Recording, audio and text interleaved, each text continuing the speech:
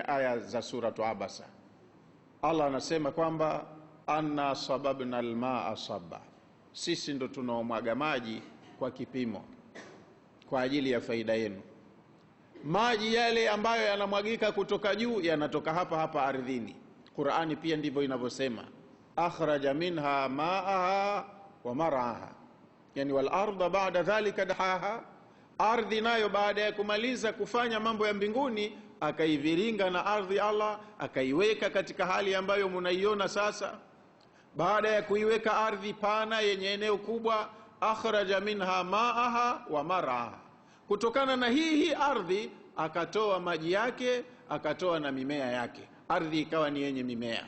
Baadaye wakawekwa wanyama na wakawa wao wanategemea sana ardhi na maji yake. Mwisho ndo wakaja wanadamu. Kwa hiyo kaweka maji ya ardhi. Yale yanayotoka juu yanatoka wapi? Yale hayatoki huko mbinguni kwenye mbingu saba madhubuti.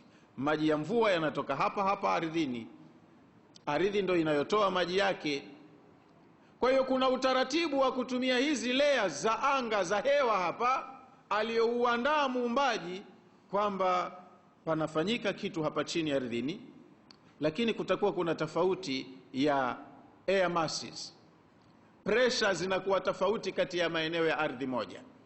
Mkandamizo wa air molecule katika eneo fulani utakuwa ni mwingi sana, air ya hapo nzito, na eneo jingine litakuwa lina mkandamizo mdogo kwa sababu air ya hapo nyepesi kidogo.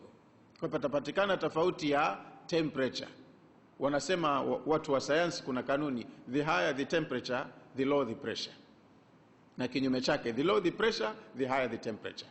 Pahala kuna kwa mkandamizo mdogo maana kuna temperature kubwa, na ikiwa temperature ni ndogo, pressure au mkandamizo unakuwa mkubwa. Kitu hichi ndo kinachosababisha movements of air masses, yani ndo upepo unapatikana.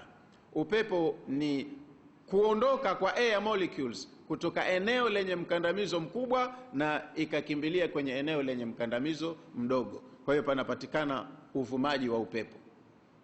Katika ardhi, maeneo yenye ukame, mukavu, mahala mukavu, mtakuwa mnapatikana vumbi. Watu watachoma misitu, moshi utatoka. Moshi huu utachukua na dust particles zile, unapanda juu. Kinachopelekea moshi upande juu ni upepo. Upepo huu unavuma kutoka huku kwenda huku, na huu unavuma kutoka huku kwenda huku. Unapokutana upepo huu unakuja huku na huu unakuja huku. Kitakachofanyika hapa, madam chini kuna ardhi, ulipokutana upepo utapanda juu. Ukipanda juu unachukua na zile takataka zote zilizopo hapo.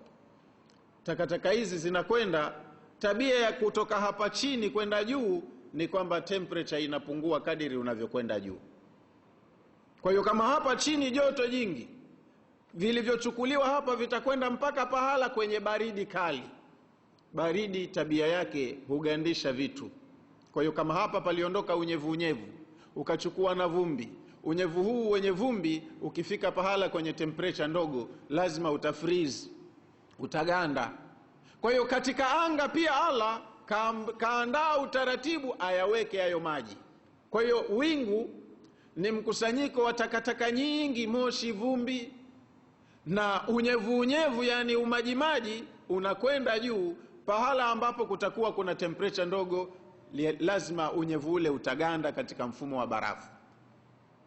Kwa hiyo mfumo huu wa barafu, hapa kuna movement of winds, na juu pia kuna movement of winds. Kwa hiyo Mwenyezi Mungu anaweza akasarifu mawingu yale kuyapeleka atakako kwa utaratibu huo. Na kama siku akiamua yamwagike yale maji yaje chini, basi hayaji yakashuka yote wingu zima moja kwa moja mpaka chini. Kuna utaratibu maalum, yanakuwa yanakuja kidogo kidogo kiasi ya haja. Nani kayapanga haya?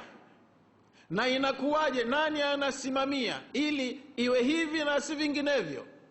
Wenye akili hapa ndo watajua kwamba haya mambo yana mwenye kusimamia.